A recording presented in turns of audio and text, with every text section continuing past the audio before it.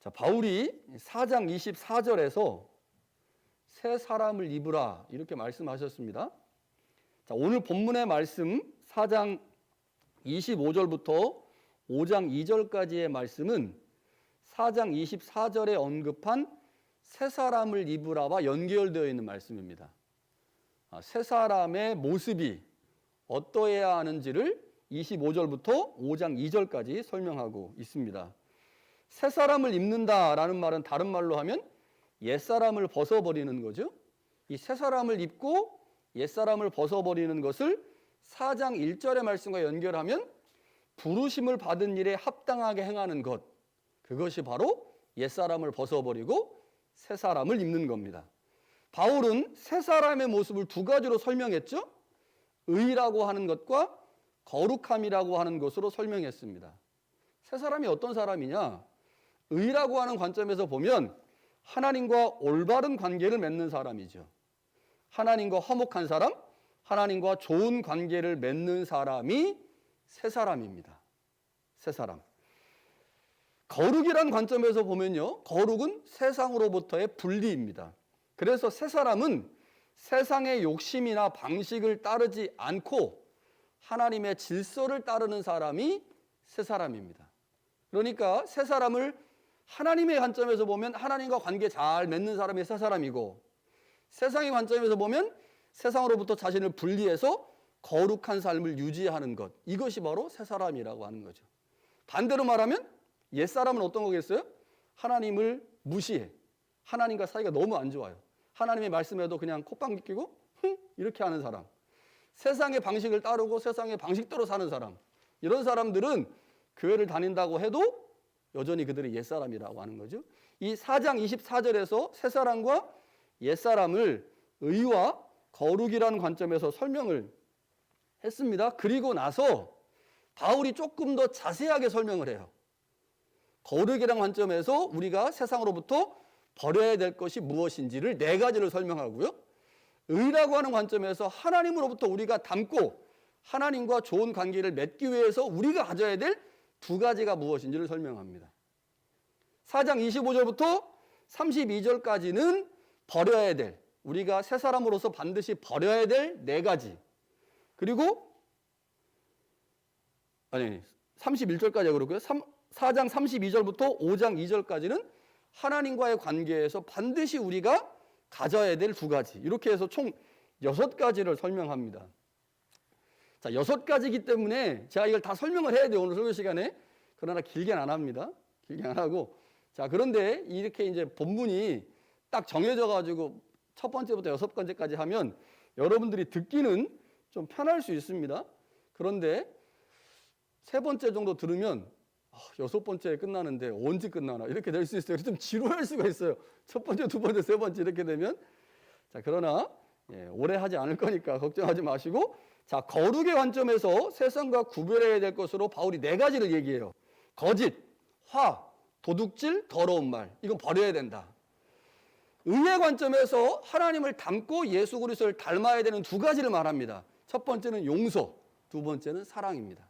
이렇게 6가지를 오늘 살펴보겠습니다. 내용이 많지만 기억하기는 쉬울 것 같아요. 자, 거룩의 관점, 즉 우리가 세상으로부터 구별되어야 하는 첫 번째는 거짓입니다. 25절에 이렇게 말하죠. 거짓을 버리고 이웃과 더불어 참된 것을 말하라. 거짓을 버리고 참된 것을 말하라. 이렇게 말합니다. 자, 거짓말의 종류가 되게 많죠. 찾아보니까 엄청 많아요. 거짓말의 종류가. 대략 한 3가지 정도로 취약이 되더라고요. 첫 번째, 하얀 거짓말입니다. 사람에게 상처가 되거나 악한 의도가 없이 하는 말입니다. 우리는 종종 누군가를 칭찬할 때 이런 종류의 거짓말을 하죠. 특별히 이 거짓말 누가 제일 잘할까요? 엄마 아빠가 자식한테 제일 많이 하는 거짓말입니다. 엄마 아빠가. 아들 잘생기지도 않았는데 잘생겼다고 하고, 공부 잘 못하는데 공부 잘한다고 하고, 안 착한데 착하다고 하고, 이거 부모님이 자식을 사랑하기 때문에 하는 거짓말 굉장히 많죠. 다음으로는 의도하지 않은 거짓말이에요. 의도하지 않은 거짓말. 흥미와 호기심을 유발하기 위해서 꾸며낸 거짓말이나 현재의 순간을 벗어나기 위해서 하는 거짓말들. 의도한 건 아닙니다. 그런데 그냥 툭 튀어나오는 거짓말이기도 하고 순간을 모면하기 위해서 어쩔 수 없이 하는 거짓말. 그러니까 하얀 거짓말이나 의도하지 않은 거짓말은 사실은 나쁘다고 말하기는 좀 어렵습니다. 그런데 마지막으로 악의적인 거짓말이 있죠. 이 거짓말은 우리가 알고 있는 그 나쁜 거짓말입니다. 나쁜 거짓말. 죄를 은폐하려는 의도나 누구를 속이기 위한 의도를 가지고 하는 거짓말이죠. 이런 거짓말을 하는 사람들을 우리는 사기꾼이라고 부릅니다. 잠언 19장 9절에 보니까요. 거짓 증인은 벌을 면하지 못할 것이요 거짓말을 뱉는 자는 망한다. 거짓말하는 자는 망한다. 이것은 이제 악한 의도를 가지고 하는 거짓말이죠. 미국의 정신과 의사인 제럴드 젤리슨이라고 하는 사람에 의하면 이 사람이 연구를 좀 해보니까요. 사람들이 평균적으로 8분에 1번씩 거짓말을 한답니다. 여기에는 이제 하얀 거짓말, 의도가 없는 거짓말, 악의의 거짓말 다 포함시켜서 말하는 거겠죠. 나라가 조금, 나라마다 조금 다를 수 있겠지만 중요한 것은 사람들이 굉장히 많이 거짓말을 한다는 겁니다. 그게 의도된 것이든 의도되지 않은 것이든 간에. 소설가 은희경 씨가 쓴 소설 중에 새 선물이라고 하는 소설책이 있어요.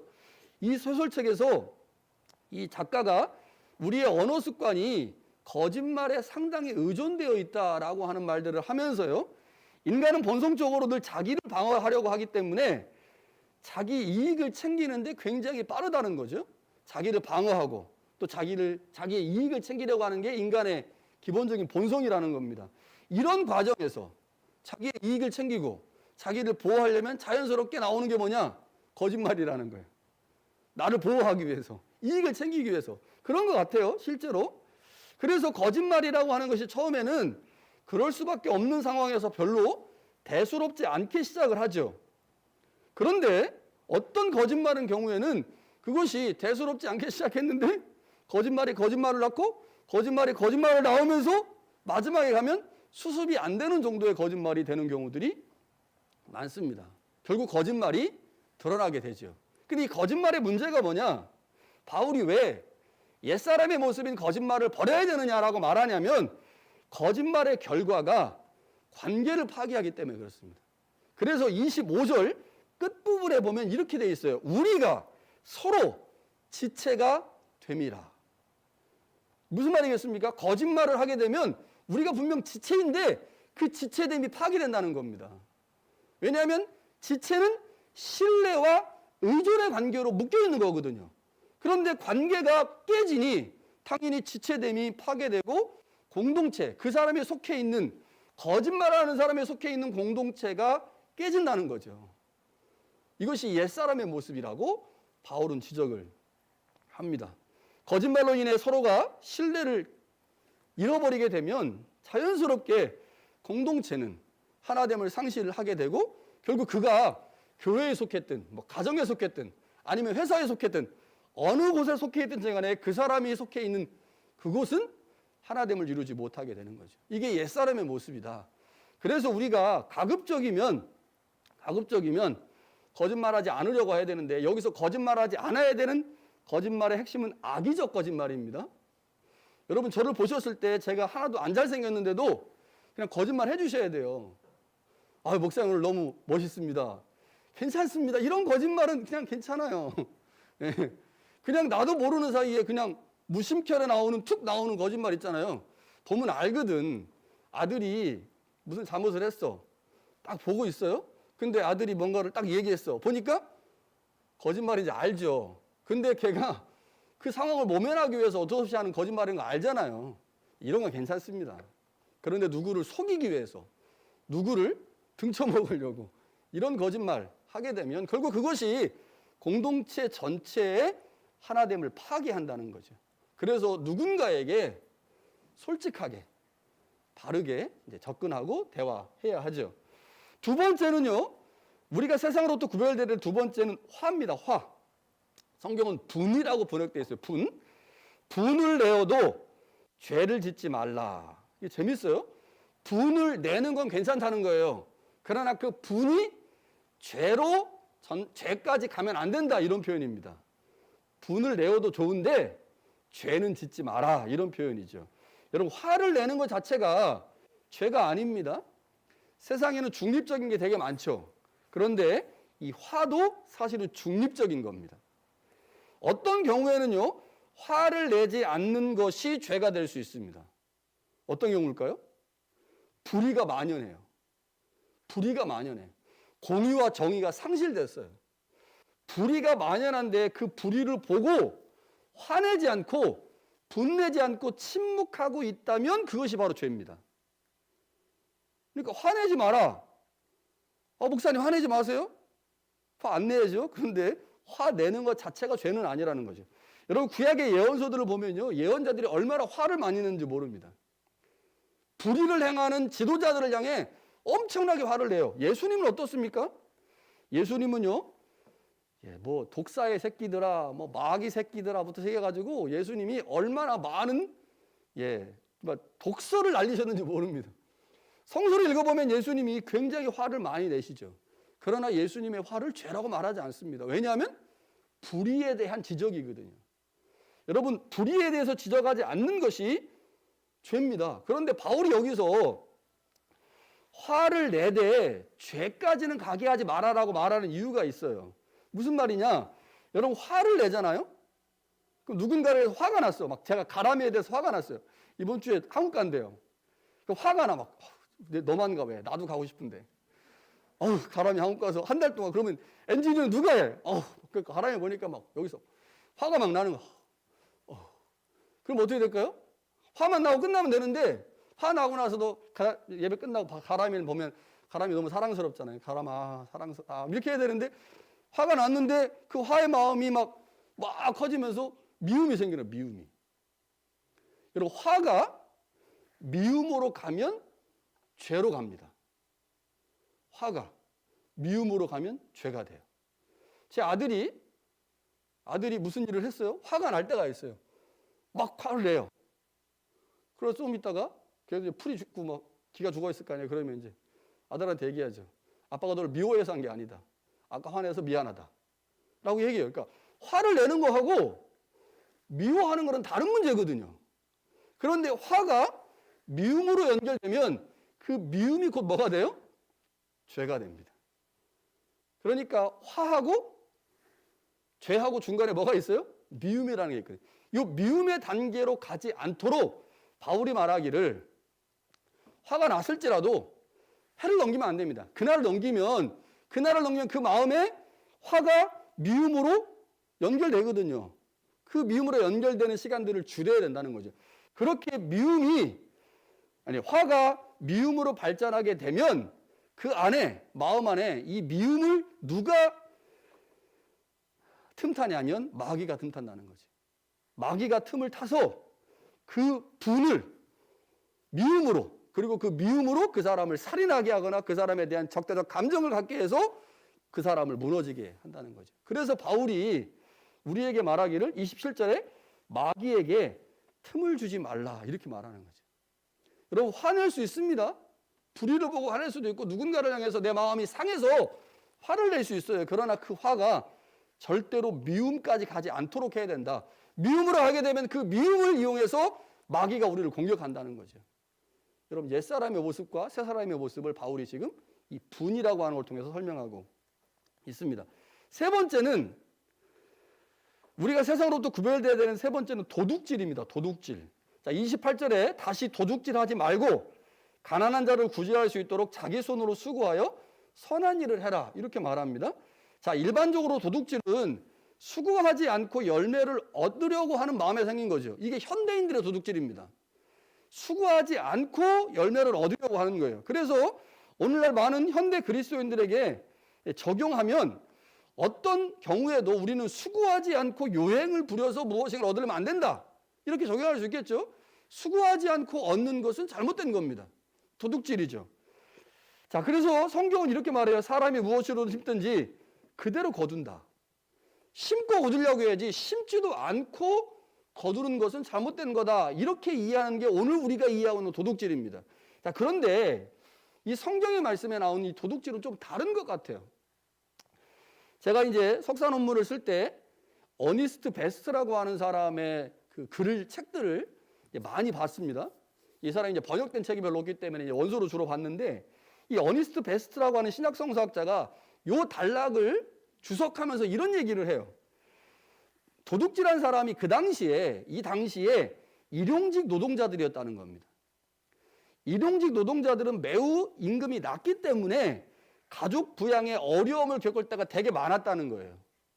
가족이 2명, 3명이면 상관없겠지만 가족이 예를 들어서 10명이라고 생각해 보세요. 그럼 내가 버는 게 일주일에 버는 게 100불밖에 안 돼. 100불 가지고 못 사는 거예요.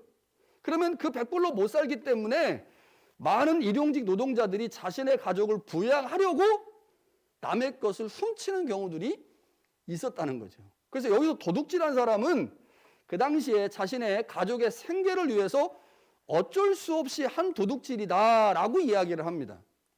그래서 오늘 우리가 이해하고 있는 도둑질과는 조금 차원이 다를 수 있죠. 그런데 바울이 뭐를 말하고 싶으냐면 그렇다 할지라도 도둑질은 결코 새 사람의 모습이 아니다는 겁니다.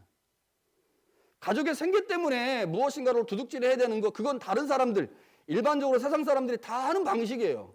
그런데 그 방식을 여전히 추구하고 있다면 우리는 새 사람이 아니라는 거죠. 그것마저도 포기할 수 있어야 한다. 모두가 그렇다고 할 때, 모두가 예라고 말할 그때 세상으로부터 구별되는 방식은 그들이 예라고 하는 그 현장에서 노라고 말할 수 있어야 된다라고 하는 겁니다. 오히려 세상의 방식과 반대로 자신의 것으로 나보다 못한 가난한 사람을 도와주어야 한다라고 말합니다. 저는 여기 이 세 번째가 제일 어려운 것 같아요. 여러분, 이거 쉬운 거 아니죠. 당장에 먹고 살 게 없는데, 안 그러면 다 우리 가족들이 굶는데, 그래서 도둑질을 해요. 그래서 많은 사람들이 그렇게 도둑질을 했어. 들에 있는 뭐 가서 가져오고, 저 어렸을 때 서리 많이 했잖아요. 수박도 서리하고 뭐도 서리하고 친구들끼리 먹고, 그거 다 하니까 그래 어쩔 수 없이 이렇게 하는 거는 세상 사람들이고, 옛사람을 벗은 사람들은 그렇다 할지라도 그 방식을 거부해야 된다. 분명 쉬운 것은 아니지만 내가 그리스도인답게 살아가는 것이 무엇인지를 보여주려면 세상의 방식을 거부해야 된다. 이렇게 얘기하고 있는 거죠. 제일 어려운 것 같습니다. 네 번째는요, 우리가 세상으로부터 구별되어야 되는 네 번째는 더러운 말입니다. 말. 자, 29절에 더러운 말은 너희 입 밖에도 내지 말고 오직 덕을 세우는 데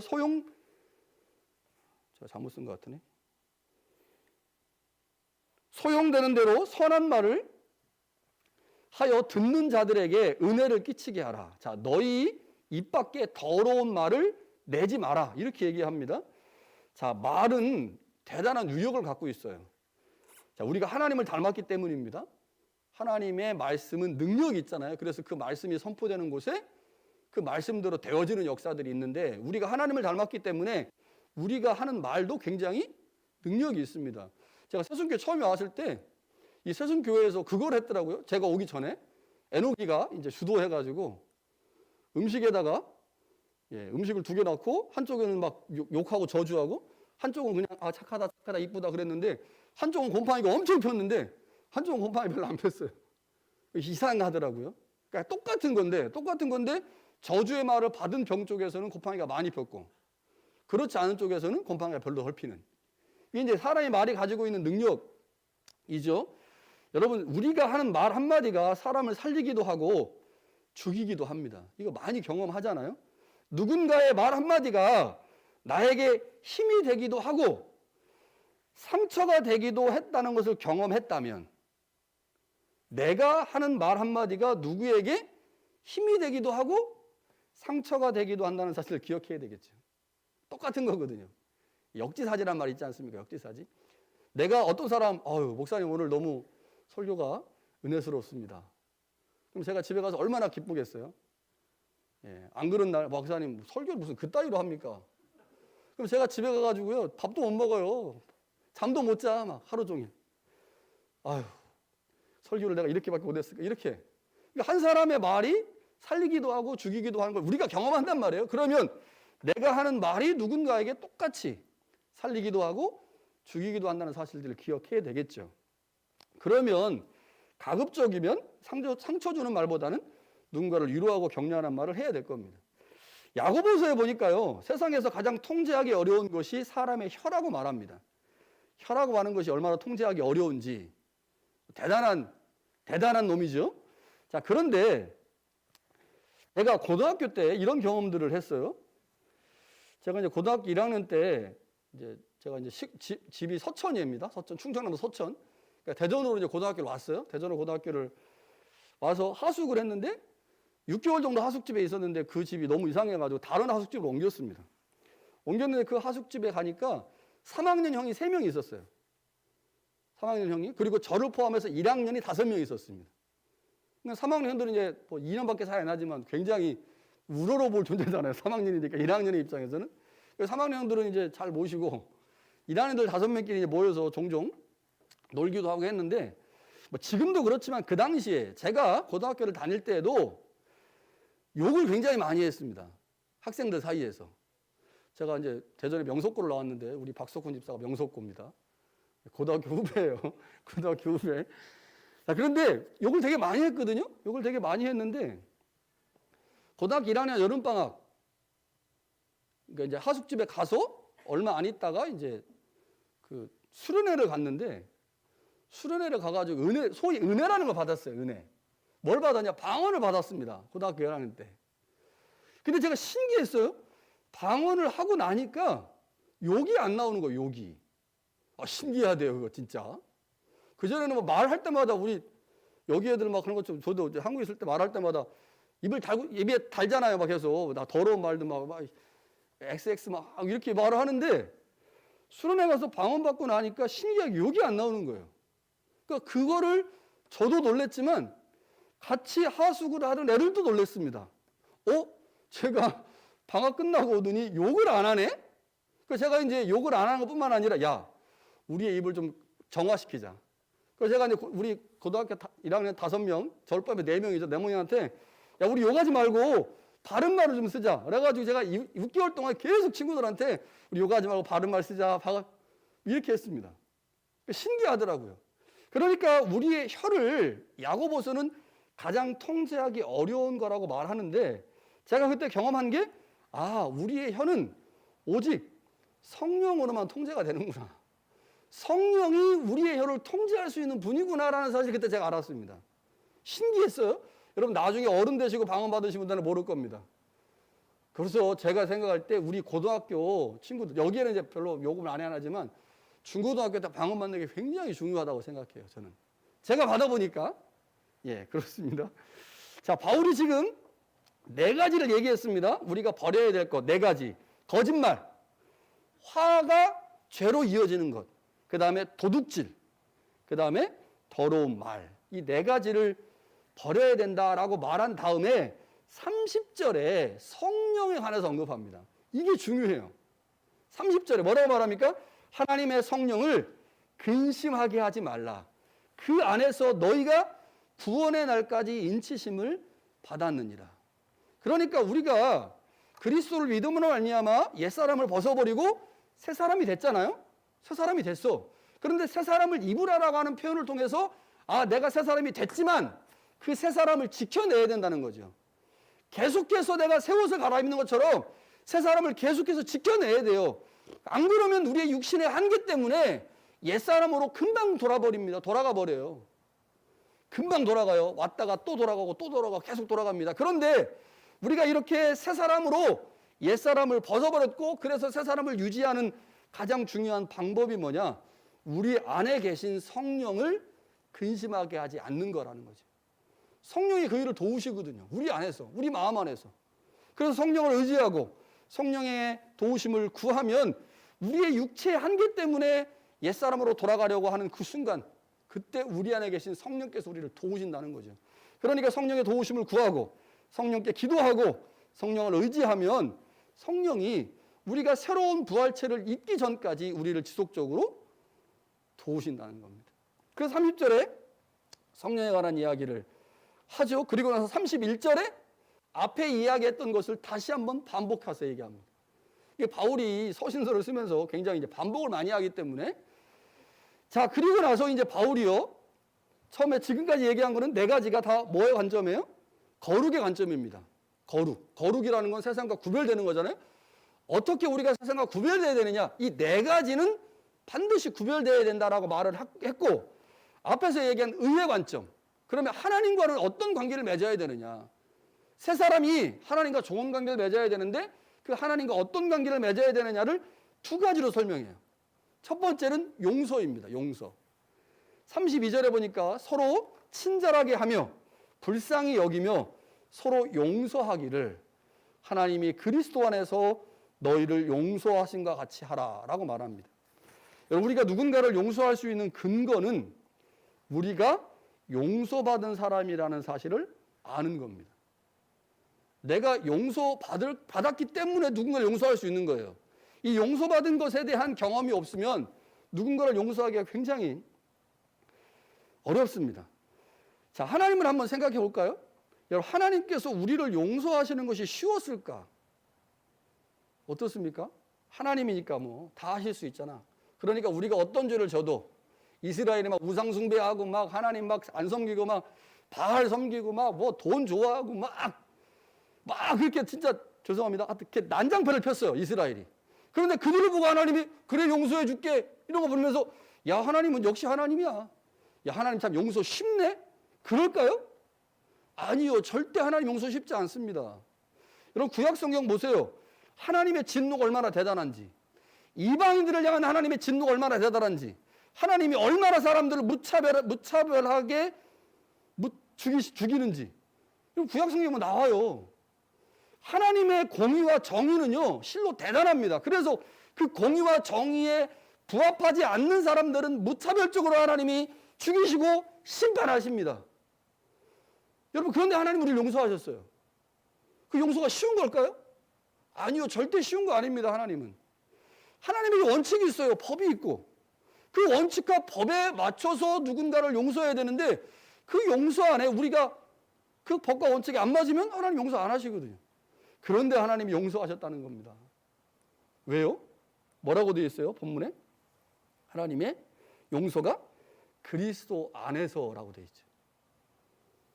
자신의 아들을 십자가에서 죽이셨잖아요. 그 자신의 아들을 십자가에서 죽이시는 그 죽음 때문에 하나님이 우리를 용서하시는 겁니다. 그 죽음 때문에. 그 죽음이 없었다면 우리가 용서받지 못했겠죠.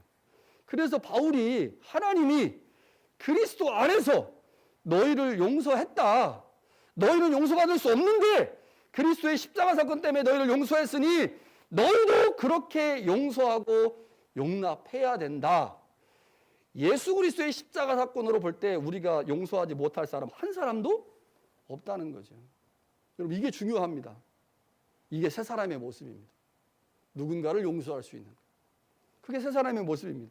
또 다른 하나는요, 5장 1절과 2절에 나오죠. 그러므로 사랑을 받은 자녀같이 너희는 하나님을 본받는 자가 되고 그리스도께서 너희를 사랑하신 것 같이 너희도 서로 사랑해라. 여기도 이렇게 돼 있어요.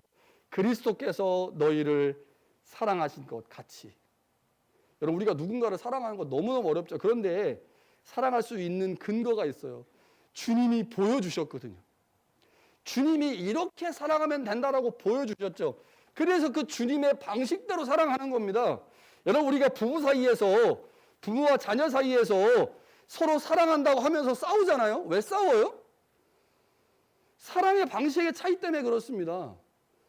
남편은 A라고 하는 방식이 사랑하는 거라고 했어. 근데 아내는 아니 그거 말고 난 그거 사랑이라고 생각 안 한다니까? 근데 남자는 남자 방식대로 사랑하고 여자는 여자 방식대로 사랑하고 그래서 사랑하고 있는데 싸워요. 부모는 자식에게 자신의 사랑이라고 하면서 자꾸 간섭하니까 자녀 입장에서는 아니 그거 말고요 엄마. 근데 엄마는 자꾸 자기 방식대로 사랑하는 거죠. 자기 방식대로 사랑하면 안 됩니다. 바울이 뭐라고 말해요? 그리스도께서 우리를 사랑하신 것과 같이 그리스도의 방식으로 사랑해야 된다라고 얘기하죠. 용서와 사랑이 우리가 새 사람의 모습인데 그 용서와 사랑, 새 사람의 모습을 동일하게 하나님의 방식과 그리스도의 방식으로 설명하면서 우리가 어떻게 하나님과 관계를 잘 맺을 수 있는지를 설명하고 있습니다. 자, 바울은 새 사람인 우리가 세상과 구별되어야 되는 거 4가지 얘기했어요. 거짓, 화, 도둑질, 더러운 말. 그리고 우리가 새 사람으로서 하나님을 닮아가야 할 두 가지, 용서와 사랑입니다. 이거 말고 오늘 이 시대의 관점으로 본다면 우리가 버려야 될 것과 치워야 될 것들이 다양하겠죠. 그런데 이제 바울은 이렇게 6가지로 우리 가운데 설명했습니다. 여러분, 용서와 사랑, 이것은 우리 안에 나타나야 될 새 사람의 가장 중요한 모습입니다. 그리스도를 닮을 때 비로소 나타나는 성품이거든요. 용서와 사랑. 교회 공동체를 위해서, 그리고 우리가 살아가는 삶의 자리인 가정과 사업장에서 무엇보다도 용서와 사랑이 나타나야 할 것입니다. 이게 새 사람의 모습입니다. 오늘 새 사람으로서 버려야 될 4가지, 새 사람으로서 반드시 가져야 될 2가지를 기억하셔서 주님께서 이 땅에 다시 오실 그때 우리 모두 주님 앞에 새 신부로, 새 사람으로 설 수 있기를 간절히 축원합니다.